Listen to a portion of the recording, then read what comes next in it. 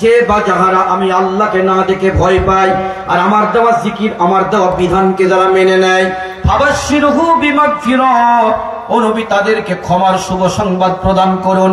তাহলে কোরআনের বিধানকে যারা মেনে নেবে আর আল্লাহ তাআলাকে যারা ভয় করবে তাদেরকে ক্ষমা করে দেবেন কে? একটু হাত উঁচু করে বলেন কে? দুই নম্বর, ওয়াজিরিন কারীম, আল্লাহ পাক বললেন আমি আল্লাহ তাদেরকে উত্তম সার্টিফিকেট দিয়ে ধন্য করব। তারা শোনা আমার আপনজনেরা, তাহলে কোরআনের শ্রোতা যারা তাদের কি ফলাফল, এবং কোরআন থেকে যারা বিমুখ হয়ে অন্য পথে অন্য মতে যারা ড্যান্স দেয় তাদের পরিণতিটা কি, সবগুলো বলে দিয়েছেন কে? জিকির করেন লা ইলাহা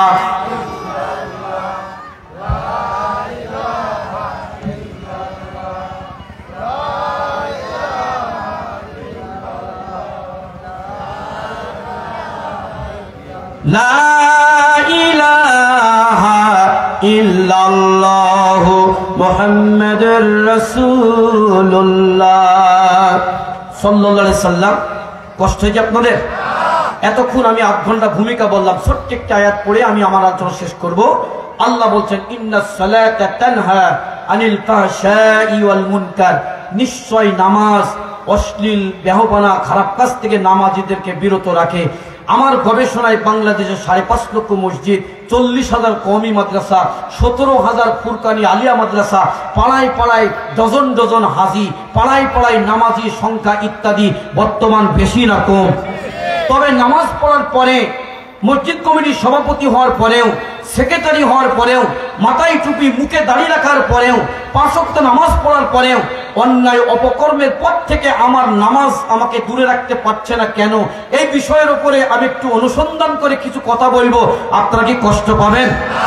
যদি ট্রিটমেন্ট দেওয়ার পরে যদি পথ আমরা পাই, কেন আমরা নামাজ পড়ার পরে অন্যায় অপকর্মের পথ থেকে আমি নামাজি হওয়ার পরে বাঁচতে পারলাম না, আমি মসজিদ কমিটির সভাপতি হয়ে বাঁচতে পারলাম না, আমি মাদ্রাসার সভাপতি হয়ে বাঁচতে পারলাম না, আমি বক্তা হয়ে বাঁচতে পারলাম না, মাথায় দাড়ি, মাথায় টুপি, মুখে দাড়ি, বড় জুব্বা, হাতে তসবিহ, জায়নামাজে কপাল কালো করে ফেললাম, কেন আমি অন্যায় অপকর্মের পথ থেকে, বেহুদা পথ থেকে, অপসংস্কৃতির পথ থেকে, অপরাজনীতির পথ থেকে, দুর্নীতির পথ থেকে আমি নামাজি, আমার নামাজকে আমি কেন দূরে রাখতে পারলাম না?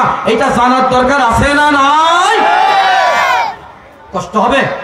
প্রথমত আমাদের দেশে 5 লক্ষ 5.5 লক্ষ মসজিদের নামাজের সংখ্যা হলো 5 প্রকারের। কয় প্রকারের? এটা হাত খাড়া করেন, জোরে বলেন। 1 নম্বর, নাম্বার 1 মৌসুমী নামাজ, রমজান মাস আসলেই নামাজ পড়ে। 2 নম্বর, সংক্ষেপে বলছি যেহেতু দ্বিতীয় বক্তা সব কথা বলা সম্ভব না, 2 নম্বর সিজনাল নামাজ, ঈদ আর বকরা ঈদ আসলে পড়ে। 3 নম্বর বেকায়দায় পড়ি নামাজ, বিবি হাসপাতালে বেডে কাতরাচ্ছে অথবা ছেলে পরীক্ষা দিচ্ছে চাকরির জন্য, আল্লাহকে পাম দেওয়ার জন্য মসজিদে বেকায়দায় পড়ি নামাজ পড়ে। এরকম জায়গা আছে না নাই? 4 নম্বর ইলেকশনের নামাজ, ভোট আসলে 3 টাকা টুপি মাথায় দিয়ে বড় পাঞ্জাবি গায়ে দিয়ে মসজিদের মধ্যে কি নামাজ পড়ে, এরা ভোটের ইলেকশনের নামাজ। এরকম নামাজ বাংলাদেশে আছে না নাই? মাথায় পট্টি, হাতে তসবিহ, সামনে যাই নামাজ, তারপরে আলেম উলামাকে নির্যাতন করেছে। এরকম বেকায়দায় পড়ে আমি অবশ্যই আমরা বাংলাদেশের বাস্তবে দেখেছি, ঠিক না? এরা বেকায়দায় পড়ে নামাজ পড়ে। বেকায়দায় পড়ে নামাজের সংখ্যা আমাদের বাংলাদেশে আছে না নাই?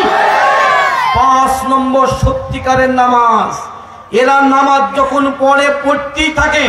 সত্যিকারের নামাজিদের ভিতরে নামাজি আবার 2 প্রকার। 5-এর ক, এরা নামাজ পড়ে কোরআনের 114টা সূরা যা বলে, যেখানে যতটুকু যা বলে তার কাছে মাথা নত করে দেয়, মেনে নেয়। এরা 5-এর ক। 5-এর খ, এরা নামাজ পড়ে, ঢেলা কুলুপ সবই ব্যবহার করে, মসজিদে গড়াগড়িও মারে, দিন কায়েমের কথা বলে নাক ছিটকায়। এরা যে 5-এর খ, এরকম নামাজি আমাদের দেশে আছে না? এখানে বসে আছে। কষ্ট হয়েছে নাকি? গতকাল একটা মাহফিলে বলছি, হুজুর আপনি এখানে বসে এখানে আপনাকে তো বলিনি, তাহলে আপনি নিশ্চয় আপনি এই তরিকার লোক। তাহলে 5-এর খ বাংলাদেশে বেশি, ঢেলা কুলুপ তসবিহ তাহলিল জিকির আজকাল সবই বিশ্বাস করে। আর আকিমুদ্দিন, আকিমুস সালাতের ডিউটি পালনের পরে আর আকিমুদ্দিন দিন কায়েমের কথা বললি মুখটা কালো করে, বেজার করে, মন খারাপ করে, দুরু দুরু করে।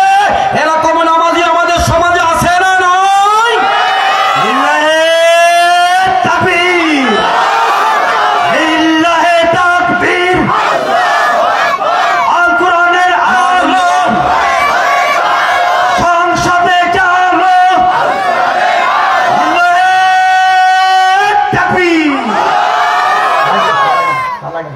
তাই নামাজ কয় প্রকারের? সবাই কথা বলতে হবে। নামাজ যদি এক প্রকারের হতো, রসুল যে সল্লু কামার ওয়াইতানু সল্লু, রসুল যে কায়দায় নামাজ পড়েছেন পড়িয়েছেন, আবু বকর, ওমর, উসমান, আলী, তালহা, জুবায়ের, খুবাইব, আমির, হামজা, বেলাল যে কায়দায় নামাজ পড়েছেন, যে কায়দায় নামাজি হয়েছেন, যে কায়দায় রসুলের দায়িত্ব নিয়ে নেতৃত্ব নিয়ে নিজের জীবন যৌবনকে আতিউল্লাহ আতিউ রাসূল উলিল আমরি মিনকুম নাযালাত আলাইহি বিকিতাবিন মুনাজ্জালা বিআরকানিল জামাআত বিল কিতাবিল্লাহি উখরা বিল কালামিল হাক্কি মা আদালা ফি দীনি কিতাবাল্লাহি উলিল হাক্কা মা আদালা ফিল কিতাবি রাওয়াহুল বুখারী। যে কায়দায় যেভাবে রসুল নামাজ পড়েছেন ওই কায়দায় ওইভাবে নামাজি হওয়ার পরে যদি কোরআনের যে আয়াত যখন যেখানে যেভাবে নাজিল হয়েছে ওইভাবে যদি আমি আপনি নামাজিরা যদি মেনে নিতাম, বাংলাদেশের জালেমরা কোনদিন ক্ষমতায় যেতে পারত না। এতে প্রমাণিত সত্য, নামাজ পড়ে ঠিকই কিন্তু অন্যের গীত গায়, এরকম লোক আছে না? রাগ করছেন না তো? নামাজ কয় প্রকার? 1 নম্বর মৌসুমী নামাজ, মনে রাখবেন। 2 নম্বর সিজনাল নামাজ, 3 নম্বর বেকায়দায় পড়ি নামাজ, 4 নম্বর ইলেকশনের নামাজ, 5 নম্বর সত্যিকারের নামাজ। সত্যিকারের নামাজ আবার 2 রকম। 5 খ কোরআনে যা আছে নামাজ পড়া পরে তারা বলে সামিনা ওয়া তাআনা, আল্লাহ বলেছেন আর কিছু করার নেই, সামিনা ওয়া তাআনা আমি মেনে নিলাম। আর যারা 5 খ দাড়িতে মেহেন্দি দেয়, মাথায় টুপি মাথায় দিয়ে তাসবিহ হাতে করি, খুব ঘরে ঘুর ঘুর ঘুর ঘুর করি এ মসজিদ ও মসজিদে ঘুরি বেড়ায়, কিন্তু দিন কায়েমের কথা বললে উপসক্ষই ধরে, পেশা বিড়ালে ধরে, এরকম জায়গা আছে না? মনে রাখবেন। যার কারণে বাবাজি আয়াত ঠিক আছে, ইন্নাস সালাতা তানহা পড়েন, ইন্নাস সালাতা তানহা আনিল ফাহশাই ওয়াল মুনকার। আল্লাহ তাআলা বলছেন সূরা আনকাবুতের 45 নম্বর আয়াত, 21 নম্বর পারার প্রথম নিম্ন পৃষ্ঠার 1 নম্বর লাইনে আয়াতটা আছে। আল্লাহ বলছেন নিশ্চয়ই নামাজ অশ্লীল কাজ থেকে, বেহাপানা কাজ থেকে নামাজীদেরকে বিরত রাখে, অথচ আমার নামাজ আমাকে বিরত রাখতে পারছে না। তার মানে আমার সত্যিকারের নামাজ নেই। এবার 5টি কারণে আমার নামাজ আমাকে বিরত রাখতে পারছে না। 1 নম্বর কারণ তাহারতের অভাব। কিসের অভাব? সবাই একটু আঙুল দেখান, কিসের অভাব? নামাজ 5 প্রকারে বললাম। 1 নম্বর তাহারতের অভাব। তাহারত 2 প্রকার। তাহারত শব্দটি আরবি, এর বাংলা হলো পবিত্রতা। 1 নম্বর তাহারতের অভাব। 1 ক তাহারত 2 প্রকার। 1 নম্বর আপনার আর্থিক শারীরিক পবিত্রতা। 2 নম্বর আর্থিক পবিত্রতা। শারীরিক পবিত্রতা ওযু গোসলের মাধ্যমে হয়, কিন্তু আর্থিক পবিত্রতা হয় হালাল খাবারের মাধ্যমে, যাকাত ফিতরা উসুরের মাধ্যমে। অনেক লোক দেখবেন হাত সুন্দর করে ওযু করে, সুন্দর করে তাসবিহ পড়ে এবং চাষ আবির মার দেয় না, কিন্তু সুদের ওপর টাকা দিয়ে তিনি সুবহানাল্লাহ জিকির করে বেড়ায়, লাখে 10,000 টাকা করে সুদ খায়, এরকম করে জমি বন্ধক দেয়, বন্ধক দেওয়ার পরে লাখ টাকা ঠেকিয়ে যায়, টাকা ঠেকিয়ে যায়। যেদিন উহার বাহককে ফেরত দিতে বাধ্য থাকিবে সেদিন উনি টাকা ফেরত দিয়ে জমি ফেরত দেবে। এরকম হারামখোর সমাজে আছে না নাই? ওপরে ওযু গোসল করে লাভ নেই, ভেতরের পবিত্রতা হয় হালাল খাদ্যের মাধ্যমে। আমার আল্লাহ তাআলা কুরআনুল কারীমে 96 জায়গায় বলেছেন তোমরা হালাল খাদ্য খাও। কুলু ওয়াশরাবু ওয়ালা তাতরাবু ওয়ালান তাইয়্যিবা, তোমরা খাও, ভালো খাবার খাও, পবিত্র খাবার খাও, হালাল খাবার খাও। কথা কার? 1 নম্বর পবিত্রতার অভাব। 2 নম্বর আমরা যে পবিত্রতা, একটা হলো শারীরিক পবিত্রতা, ওযু গোসলের মাধ্যমে ঠিক হয়, কিন্তু আর্থিক পবিত্রতা, এই পবিত্রতা আমার আপনার জীবনে হালাল খাদ্য খেতে হবে, ওষুধ দিতে হবে, যাকাত দিতে হবে। অনেক মায়ের দেখবেন 10 ভরি গহনা আছে, যাকাত দেয় না, এরকম মা আছে না নাই? এই জন্য আমার আপন জনেরা, এই দুনিয়ার জীবনে আমি আমার গবেষণায় দেখেছি পবিত্রতার অভাবেই আমার আপনার নামাজ আমাকে অন্যায় অপকর্মের পথ থেকে বিরত রাখতে পারছে না। 2 নম্বর আমার নামাজ আমাকে কেন অন্যায় অপকর্মে বিরত রাখতে পারছে না? 2 নম্বর কারণ আমার গবেষণায় পেয়েছি নামাজিরা নামাজে যা পড়ে তার একটা অর্থ জানে না। এরকম নামাজি আছে না নাই? সত্যিকারে যদি ওই নামাজি মসজিদের মেম্বারে যখন বলা হয় আল্লাহু আকবার, আল্লাহু আকবার, আল্লাহু আকবার, আল্লাহ মহান, আল্লাহ মহান, প্রতিদিন যখন তাকে 17টা কালেমার মাধ্যমে মুয়াজ্জিন সাহেব নাজিরাকোনা সোনাপুর গ্রামের মুয়াজ্জিন সাহেবরা যখন বলে দেয় আল্লাহ মহান, আল্লাহ বড়, এইটা যখন সে কান ধরি তাকবীরে তাহরিমা বলে আল্লাহু আকবার, আল্লাহ মহান। এবার বলেন তো ওই ব্যক্তি কান ধরে আল্লাহকে মহান বলার পরে সে কি আর বাইরে কাউকে মহান বলতে পারবে? বাংলাদেশে 5ই আগস্টের আগে আমি অনেককেই দেখেছি নামাজ পড়ার পরে, হজ করার পরে, নামের আগে হাজি লাগার পরে তারা অন্যজনকে মহান বলে খাতা কলমে দেয়ালে সব জায়গায় মূর্তি তৈরি করে কুর্নিশ করিয়ে নিয়েছিল। ও নামাজি, নামাজ পড়ো, তোমার ঘৃণা লাগে না? এরকম ছাতা মার্কা নামাজি আমাদের দেশে আছে না? নাই। আল্লাহ আকবার বললাম কাকে? জোরে বলেন কাকে? আল্লাহু আকবার, আল্লাহ মহান। এরপরে তাকবীরে তাহরিমা পড়ার পরে 20 করে আল্লাহকে বলে সুবহানাকাল্লাহুম্মা ওয়া বিহামদিকা তাবারাকাসমুকা আলাকা জাদ্দুকা লা ইলাহা গায়রুকা। আল্লাহ আপনি পবিত্র, আপনি মহান, আপনি যাবতীয় দুর্বলতা অক্ষমতা থেকে আপনি মুক্ত। আপনার কাছে আমি শাহানশাহ, আপনার কাছে আমি দাঁড়িয়েছি। আপনি আমার রব, আমি আপনার গোলাম। আপনি আমার আল্লাহ, আমি আপনার বান্দা। আল্লাহ গায়রুকা, আমি আপনার সঙ্গে কাউকে শিরিক করব না। আমি আপনার আইন আদালত কোর্ট কাছে কাউকে ঢুকাবো না।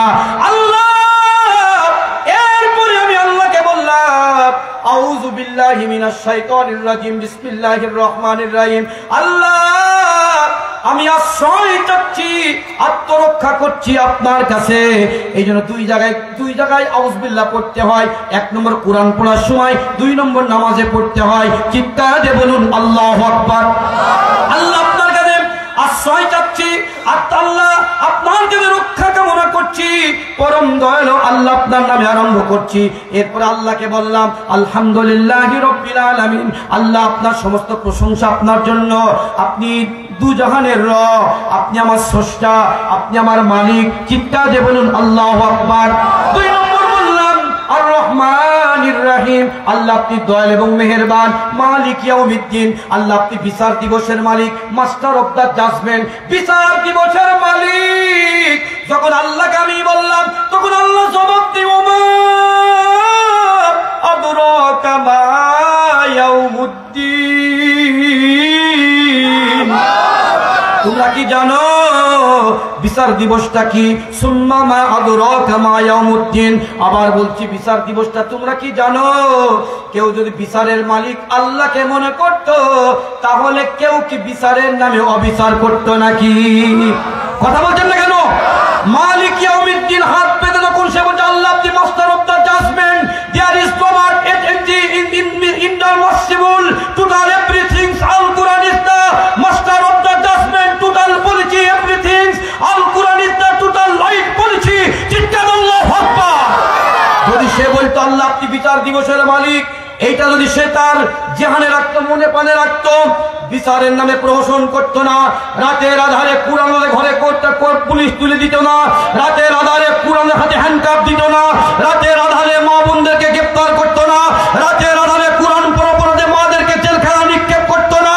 তার মানে ওই লোকটা নামাজ পড়ে অভিনয় করে মালিক ইয়াউমিদ্দিন, বিচার দিবসের মালিক আল্লাহ, একজন মুখে তুতা পাখির মতো, ময়না পাখির মতো জিভে লাগাই বলেছে ওর কলবে ধরে দেওয়ার মত আছে। এরকম যার সমাজে আছে না? কষ্ট হয়েছে? ওই যে ওপরে বলছে মালিক ইয়াউমিদ্দিন, আপনি বিচার দিবসের মালিক। ও যদি অর্থ জানতো তাহলে কি কারো প্রতি অবিচার করত? জোরে বলেন। অন্যায় করত, মানুষের প্রতি জুলুম করত, মানুষের কি জমিটা জাল করে নিত, অন্যের টাকাটা পকেটে ঢুকিয়ে নিত, পরকীয়া প্রেম কি করত, ও কি মদের ব্যবসা করতে পারত, ও কি ক্যাসিনোর ব্যবসা করতে পারত, ও কি যুবকের হাত থেকে কোরআনের কপি কেড়ে নিয়ে জেলখানায় নিক্ষেপ করতে পারত? এটা প্রমাণিত সত্য। ও মালিক ইয়াউমিদ্দিন পড়েছে, ওর অর্থ জানে না। এই জন্য ইন্নাস সালাতা তানহা আনিল ফাহশাই ওয়াল মুনকার, নিশ্চয় নামাজ অশ্লীল খারাপ কাজ থেকে নামাজীদেরকে খারাপ কাজ থেকে বিরত রাখে। অথচ আমার নামাজ আমাকে বিরত রাখতে পারছে না। এর মূল কারণ আমি নামাজে যা পড়ি তার অর্থ জানিনি। এরকম অর্থ না জানা লোক সমাজে বেশি না কম? কষ্ট পাচ্ছেন? তাহলে এখন আমরা নামাজে যা পড়ছি এটাকে অর্থ জেনে নিতে রাজি আছি তো? সবাই বলে রাজি আছেন তো? যারা প্রকৃত নামাজের অর্থ জানে সেই নামাজিরা আল্লাহর দল করে নাকি আমি মিথ্যা কথা বললাম? যে নামাজি আল্লাহর এই কোরআনের আয়াতের অর্থ জানে না, আলহামদুলিল্লাহ অর্থ জানে না, ফালাক নাস কুলু আল্লাহর অর্থ জানে না, এই নামাজিরা দেখবেন সব তাইরে নাইরে খোঁজ নিয়ে দেখবেন। আমি হঠাৎ করে একজন বড় দাঁড়িয়ালা বলছি, বাবাজি আপনি সুদের উপরে টাকা রাখলেন কাপড় কি, তো কি হয়েছে, তো কি হয়েছে, হ্যাঁ তো কি হয়েছে? আচ্ছা বলেন ও কি আসলে নামাজি হইতে পেরেছে? কথা বলেন। উনি নামাজি হওয়ার পরে সুদের উপর টাকা রাখে, তাহলে এটা প্রমাণিত সত্য ও আসলে নামাজে যা পড়ে ও তার অর্থ। কষ্ট হয়েছে না তো? নামাজ কয় প্রকারের সবার মনে থাকবে ইনশাল্লাহ? তা আমরা কি সত্যিকারের নামাজি হইতে রাজি আছি তো ইনশাল্লাহ? আলহামদুলিল্লাহ। তাহলে আমার যে নামাজ হচ্ছে না তার 2 নম্বর কারণ, আমি নামাজে যা পড়ি তার অর্থ জানি না। 3 নম্বর কারণ, নামাজির হচ্ছে দোদল্যবান, 2 দিকে থাকে। কয় দিকে থাকে? আচ্ছা বলেন নামাজিদের রং কয় প্রকারের হতে হবে? আচ্ছা নামাজিদের রং কয় প্রকারের হতে হবে? যুবক ভাইরা একটু কথা বলেন, সবাই বলেন। যারা প্রকৃত নামাজি তাদের রং পাল্টাই না, ঢং পাল্টাই না। আল্লাহ বলেছেন সূরা নিসা 4 নম্বর সূরা 5 নম্বর পারার 19 নম্বর পৃষ্ঠার 8 নম্বর লাইনে, সূরা আন-নিসার 142 নম্বরে আল্লাহ বলছেন ওয়াইদা কামু ইলাস সালাতি কামু কুসালা ওয়া ইউরাউনান নাসা। হে নবী আপনি দেখবেন যারা প্রকৃত 2 নম্বর নামাজি তারা নামাজে দাঁড়ায় ঠিকই শৈথিল্য ভাবে দাঁড়ায়, তার নামাজের কোনো ব্যালেন্স নেই। ও নবী আপনি তাদেরকে দেখবেন মুযাবযাবিনা বাইনা যালিক, একবার ওদিকে একবার ওদিকে। তাহলে নামাজিরা থাকবে কয় দিকে? হাত খাড়া করে বলেন। আপনি কেন থাকবেন এ কথা আমি বলছি না, আপনি নামাজ পড়তে গিয়ে বলে এসছেন। খেয়াল করেন রমজান ভাই, খেয়াল করেন, আপনি বলে এসছেন 8 নম্বর 6 নম্বর সূরা আনআমের 79 নম্বর আয়াতে আপনি বলে আসলেন ইন্নী ওয়াজ্জাহতু ওয়াজহিয়া লিল্লাযী ফাতারাস সামাওয়াতি ওয়াল আরদা হানিফা ওয়া মা আনা মিনাল মুশরিকিন। নিশ্চয় আমার চিন্তা ভাবনা, দৃষ্টিভঙ্গি, অ্যাটিটিউড, কর্মতৎপরতা সবকিছু কার জন্য? আর একবার জোর হলো না। আপনি আসমান জমিনের মালিক। ওয়া মা আনা মিনাল মুশরিকিন, আমি মুশরিকদের দলভুক্ত নই, আমি মুশরিকদের দল করব না। আপনার সঙ্গে যারা শিরিক করে তার সাথে আমি নেই। মুযাবযাবিনা বাইনা যালিক, আপনি নামাজে দাঁড়িয়ে আপনি এই কথা বলে আসলেন। নামাজ পড়ার পরে বাইরে আপনার জন্য অপেক্ষা করছি, ভাই না আপনার জন্য দাঁড়িয়ে আছে, কি করছিলেন? আরে ভাই নামাজটা পড়তে দিবি তো। নামাজ পড়ার পর আপনি কালুর দলে চলে গেলেন। কালুর দলে নামাজের রক্ত মতো আপনাকে সময় দেয় না, আসরের বিরতি দেয় না, এশার বিরতি দেয় না, মাগরিবের বিরতি দেয় না। কালুর দলে ঘন্টার পর ঘন্টা বসে বসে আপনি মিথ্যা বক্তব্য শুনে আসলেন। এবার আপনি এশার নামাজ কাজা করে মারা গেলেন। আর আমার মতো 3 টাকার মুরব্বি ভাড়া করে নিয়ে বলে বিসমিল্লাহ আলা মিল্লাতে রাসূলুল্লাহ, আল্লাহর নামে রাসূলের দলে চালিয়ে আসলাম। এরকম মিথ্যাবাদী সিটার মার্কা নামাজি আমাদের সমাজে আছে না? তাকবীর, লিল্লাহি তাকবীর। আল কোরআনের আলো সংসদে চালো। আলহামদুলিল্লাহ, আলহামদুলিল্লাহ। ভাই নামাজে যা পড়েছি তাকে মেনে নিতে রাজি আছি তো? নামাজে আমরা কি পড়ি সবাই বলেন? এটা আমার বাবা কালী কথা না, সূরা আনকাবুতের 45 নম্বরে আল্লাহ বলে উতলু মা উহিয়া ইলাইকা মিনাল কিতাব। আব্বাস ভাই আছে এই গ্রামের ইমাম ভাই, এটা কোরআন আয়াত তো ভাই। আল্লাহ বলে উতলু মা, এটা আমরের সিগা, উতলু মা উহিয়া ইলাইকা মিনাল কিতাব। হে নবী আপনি যখন নামাজ কায়েম করবেন, আপনাকে যা ওহী করা হয়েছে আপনি আপনার ওহী নামাজ কায়েমের আপনি ভিতরে পড়ুন।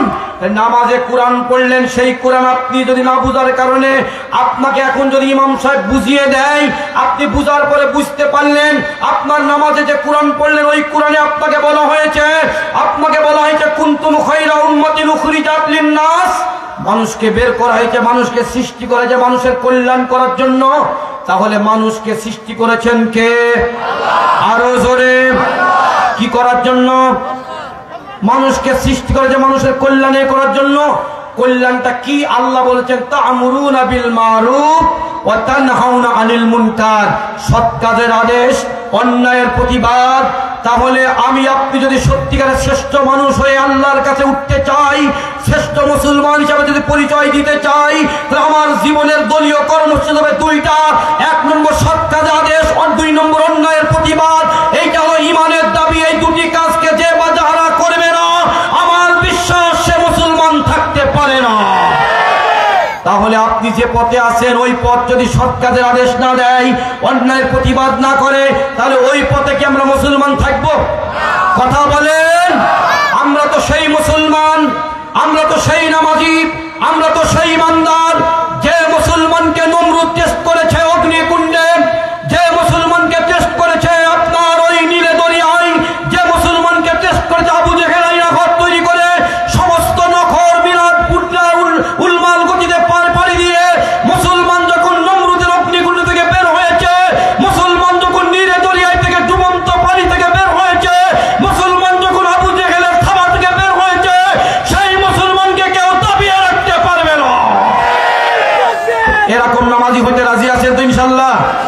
আমি এমন নামাজি, আমার নামাজ আমাকে সুদকে না বলতে পারে না, ঘুষকে না বলতে পারে না, মিথ্যাকে না বলতে পারে না, জিনাকে না বলতে পারে না, জমির আইতালাকে না বলতে পারে না, পরে জমির ঘাস কেটে নি কুরবানির ছাগলকে খাওয়ায়। এরকম নামাজি লোক আছে না? না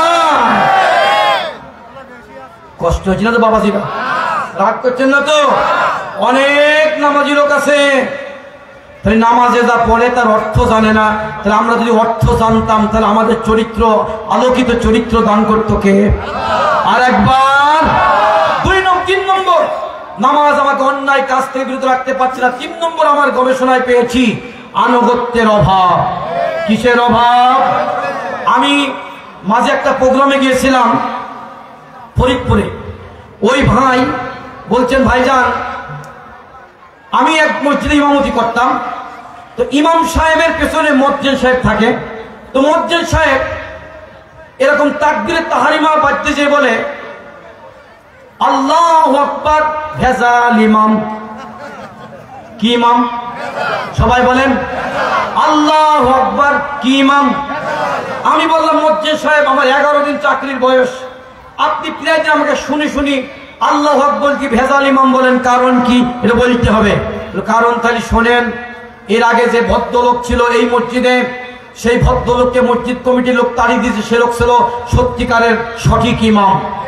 সেই ইমামকে তাড়িয়ে যখন আপনি এই জায়গায় এসছেন, নিঃসন্দেহে আপনি ভেজাল ইমাম।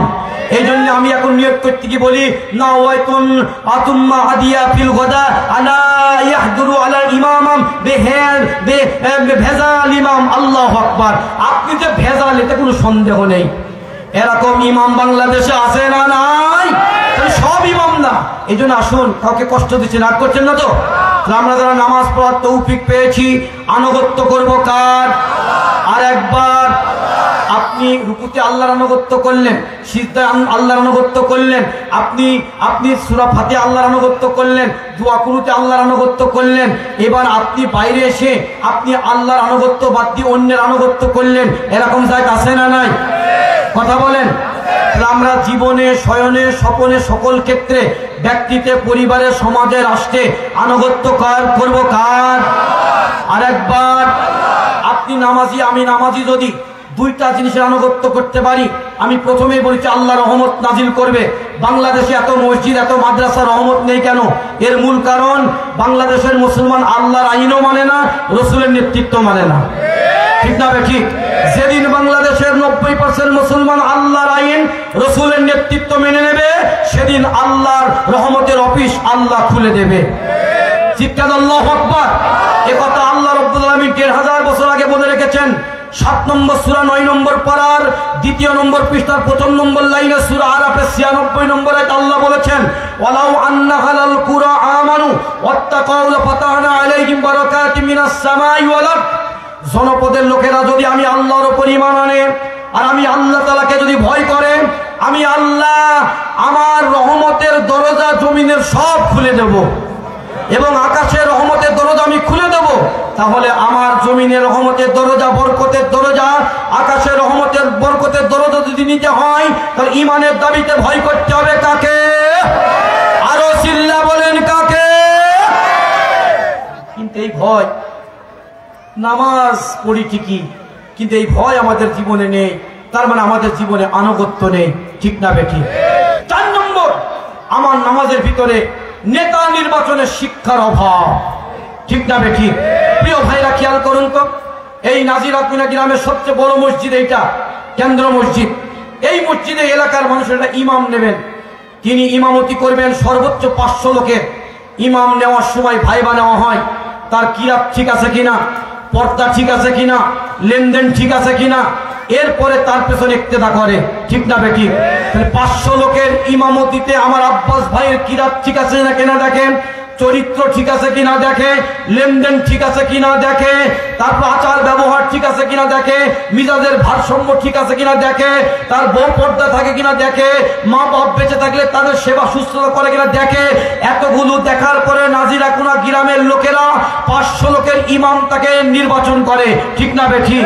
তাই 500 লোকের ইমাম বাছাই করতে গিয়ে আপনি এত কিছু দেখলেন, আপনি 2.5 লক্ষ জনগণের ইমাম বানাবার জন্য তাকে মেহেরপুরে দায়িত্ব দেবেন, তাহলে তার ভিতরে নামাজ আছে কিনা, তার ভিতরে পরেশগারি আছে কিনা, তার ভিতরে আল্লাহর ভয় আছে কিনা, তার ভিতরে কোরআনের জ্ঞান আছে কিনা, তার ভিতরে রাসূলের সাহাবীদের জ্ঞান আছে কিনা, তার ভিতরে ঈমানের সীমান্ত প্রহরায় তাকওয়ার চরিত্রবান আছে কিনা, এইটা আমাদের দেখার দরকার আছে না? সেদিন তো দেখেন না। আপনি বলেন হুজুর আপনি পালেন কোথায়, চলেন বাবা, যে আমার বাবা খালি কথা না, গোটা কোরআনটা আমার কোন সিনার ভিতরে আছে। আমি যদি প্রধান বক্তা যে সবই শোনাতাম। আল্লাহ তাআলা সূরা আলে ইমরানের আর সূরা নিসার 58 নম্বর আয়াতে বলেছেন, ইন্নাল্লাহা ইয়া'মুরুকুম আন তুআদ্দুল আমানাতি ইলা আহলিহা। ও নবী, আমি আল্লাহ বলছি, তোমাদেরকে নির্দেশ দিচ্ছি, তোমাদের আমানত সমূহ, তোমাদের যাবতীয় কর্মতৎপরতা ওর উপযুক্ত ব্যক্তি যারা মর্যাদা দিতে পারবে, যারা রক্ষণাবেক্ষণ করতে পারবে, যারা দেশের টাকা চুরি করে বিদেশে পাচার করবে না, এরকম লোককে তোমরা এই জায়গায় দাও। আমার ভাইরা এবার কান খাড়া করুন। এবার বলেন তো নামাজ পড়া কার হক? হাত খাড়া করে বলে কার হক? সবাই জোরে বলছে কার হক? আরো জোরে বলুন কার হক? কেন এই কথা বললাম? নামাজ পড়া আল্লাহর হক। এই হক যে ব্যক্তি আদায় করে না, সেই ব্যক্তিকে যদি আপনি আগামী দিনে ক্ষমতায় দেন, সে কি জনগণের হক আদায় করতে পারবে?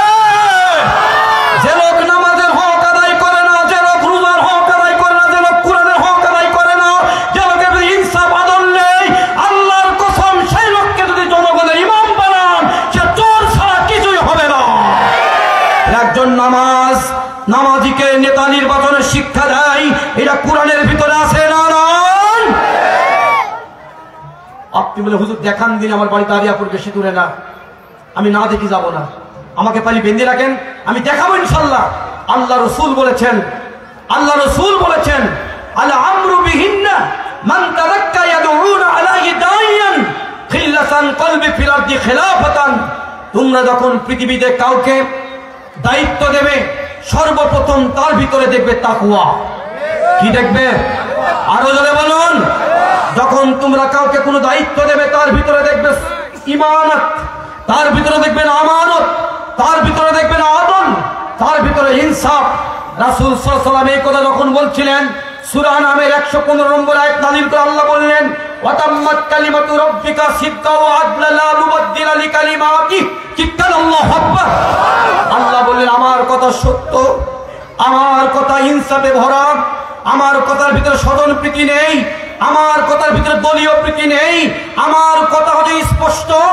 সুতরাং সত্যতায় ভরা সেই কিতাবের কাছে আমরা যদি 5.5 লক্ষ মসজিদের নামাজিরা ফিরে আসি, আগামী দিনে সবাই টুপিওয়ালা যদি এক হয়ে যায়, সব দাড়িওয়ালা যদি এক হয়ে যায়, সব মুলবি যদি এক হয়ে যায়, সব ইমাম যদি এক হয়ে যায়, সব মুয়াজ্জিন যদি এক হয়ে যায়, 5.5 লক্ষ মসজিদের মিনার থেকে যদি আমরা বলি আল্লাহু আকবার, আগামী দিনে বাতিল বাংলার জমিন থেকে পালাতে বাধ্য হবে।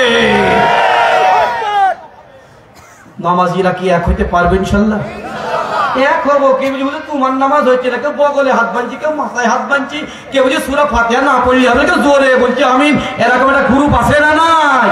এই গ্রুপ কিন্তু আমার আপনার মসজিদে ঢুকিয়ে এদের মূল টার্গেট হচ্ছে নামাজিদের ভিতরে কাটি দিয়ে আলাদা মসজিদ বানানো। এদের মূল টার্গেট বাতিলের সামসা। কিন্তু এরা সারা বাংলাদেশে মসজিদ বানিয়ে আলাদা করার মূল কারণ হলো এরা ডিভাইডেড করে ইকামতে দ্বীনের পথে ফাঁক ধরার জন্য এরা চেষ্টা চালাচ্ছে। এদের ব্যাপারে আমাদের চোখ কান খুলে থাকতে হবে।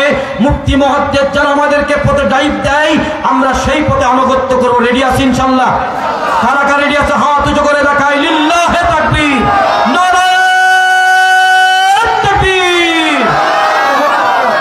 আলহামদুলিল্লাহ। কষ্ট বলেন নামাজ কেন আমাকে খারাপ কাজ থেকে বিরত রাখতে পারছে না? কারণগুলো বুঝতে পারছেন তো? এতগুলো কারণ একটা ছোট্ট আয়াতের ভিতরে আল্লাহ রেখেছেন। আনুগত্যের অভাব। আমরা এখন থেকে আনুগত্য ইমামের করবো তো ইনশাল্লাহ? আমাদের আনুগত্য ততক্ষণ, ইমাম সাহেব যতক্ষণ সালাম ফিরাবে ততক্ষণ ইমামকে মানি। আর যে সালাম ফিরান ইমাম তালাক। নাকি মিথ্যা কথা বললাম? ইমাম সাহেব যেখানে মিছিল করে, ইমাম সাহেব যেখানে কোরআনের পথে ডাকে, সেই পথে কি আপনি যেতে রাজি আছেন তো? এই জন্য আমার দৃষ্টিতে ইমাম হচ্ছে দুই প্রকার, ইমামুল হুদা আর ইমামুদ দলালা। ইমামুল হুদা হেদায়েতের পথে ডাকে, জান্নাতের পথে ডাকে, কোরআনের পথে ডাকে, আল্লাহ রাসূলের পথে ডাকে, মুসা আলাইহিস সালামের পথে ডাকে, আদমের পথে ডাকে, নূহ আলাইহিস সালামের পথে ডাকে, মা সুমাইয়ার পথে ডাকে, আয়েশার পথে ডাকে, খাদিজার পথে ডাকে। এরা ইমামুল হুদা। আর যারা ইমামুদ দালালাত, কুরআন বাদে অন্য পথে যারা ডাকে, অন্য পথে যারা ডাকে তারা ইমামুদ দালালাত, পথভ্রষ্ট নেতা। এরকম পথভ্রষ্ট নেতা আমাদের সমাজে আছে না নাই? আপনি কেন মিথ্যা কথা বলছেন বাবাজিরা? মন খারাপ করবেন। আপনারা প্রতিদিন সূরা ফাতিহায় বলে আসলেন গায়রিল মাগযুবি আলাইহিম ওয়ালাদ-দাল্লিন। আল্লাহ আমি তাদের পথে নয় যারা পথভ্রষ্ট, যারা পথহারা, যারা ইহুদি খ্রিস্টানদের দালাল, তাদের পথে নেই। আমিন। আল্লাহ আপনি নিরাপত্তা দেন। এই কথা বলার পরে ছেলে যায় ঈদগায়, বৌমা যায় গীত যায়। এরকম দেশ আছে না নাই? ও তোমাকে বুঝিনি না, হাতে তসবিহ লিখিয়াবে, তোমার বৌমা যায় গীত যায়, তুমি যাও ঈদগায়। আমার আল্লাহ বলল ইয়াত্তাখিযুল মুমিনুনা আল কাফিরিনা আউলিয়া মিন দুনিল মুমিনিন। ইমানদার বাদে কাফেরদের সাথে বন্ধুত্ব করা যাবে না। আমার আল্লাহ নিষেধ করলে তুমি নিষেধটা না শুনি, মদিনার ইমামের সাথে পীড়িত না করি, মদিনার মসজিদের ইমামের সাথে পীড়িত না করি, আমির হামজাকে জেলে ঢুকি, তুমি ওদের সাথে পীড়িত করতে গেছো, তোমার পীড়িতের মটকা ছটি দেবো। এ কথা হুজুর এটা বলবো না, ওটা বলবো, ওটা বলবো না, কি বলবো এটা বলবো না।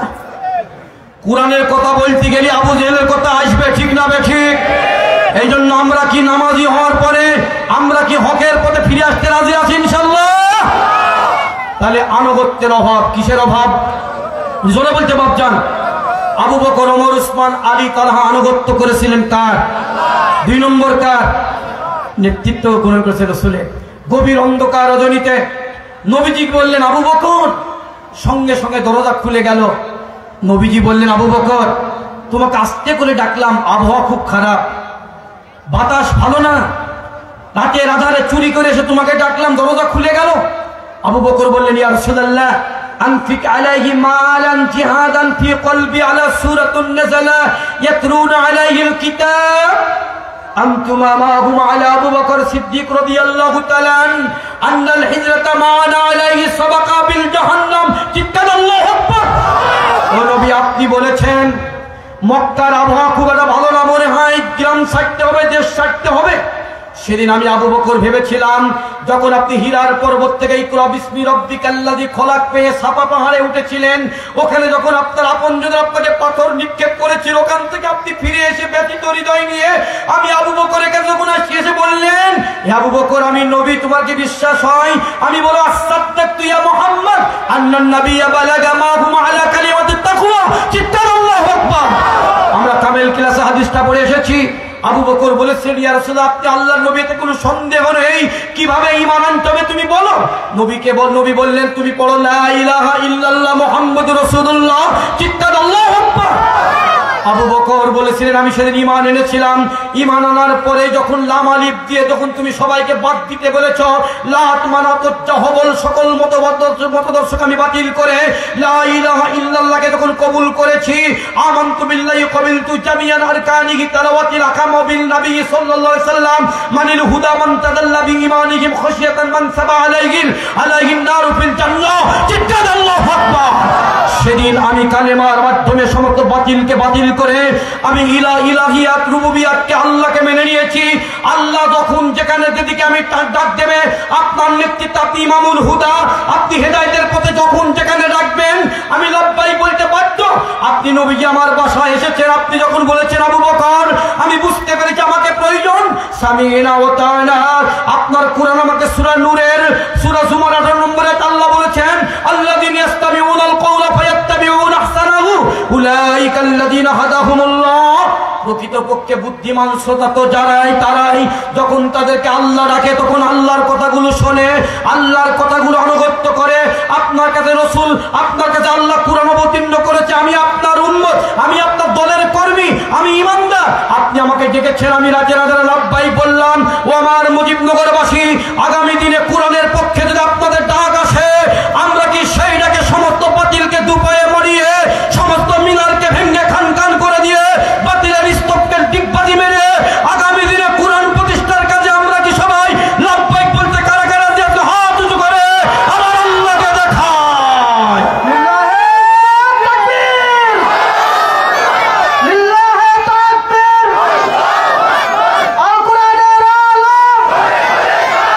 আমার নেতা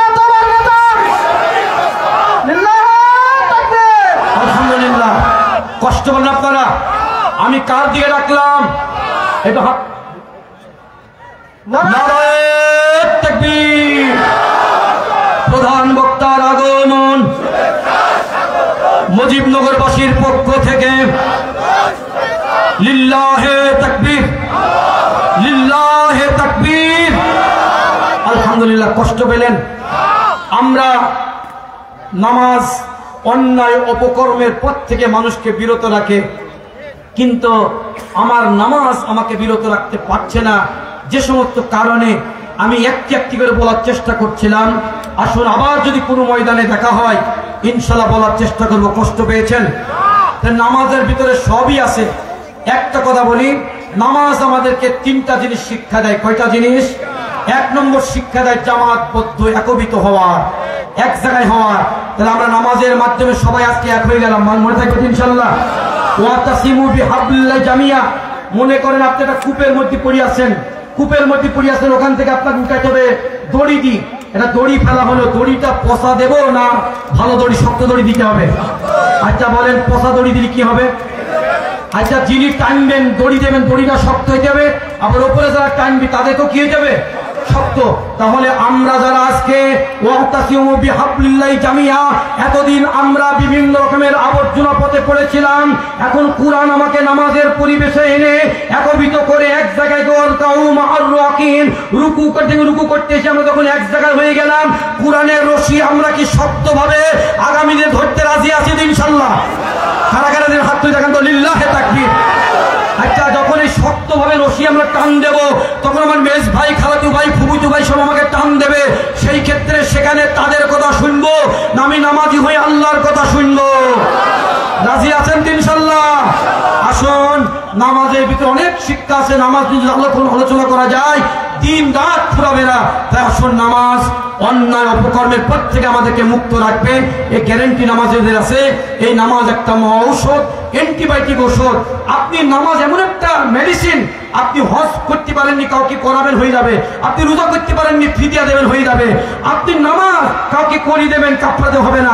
নামাজ যদি পারেননি, আপনি দাঁড়িয়ে পাচ্ছেন না বসে পড়েন, বসে পড়েন না শুয়ে পড়েন, শুয়ে পড়েন না হেঁটে হেঁটে পড়েন, তাও নামাজ মাপ নেই।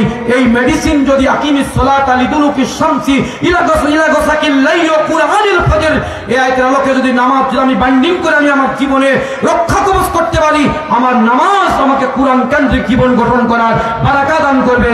এই প্রত্যাশা ব্যক্ত করে আজকের কর্তৃপক্ষকে ধন্যবাদ জানিয়ে আপনাদের সকলের সুস্বাস্থ্য কামনা করে আমি আমার কথা শেষ করছি। ওমা তৌফিক ইল্লা বিল্লাহ। আসসালামু আলাইকুম ওয়া রাহমাতুল্লাহি ওয়া বারাকাতুহু। আলহামদুলিল্লাহ, আমরা এতক্ষণ যাব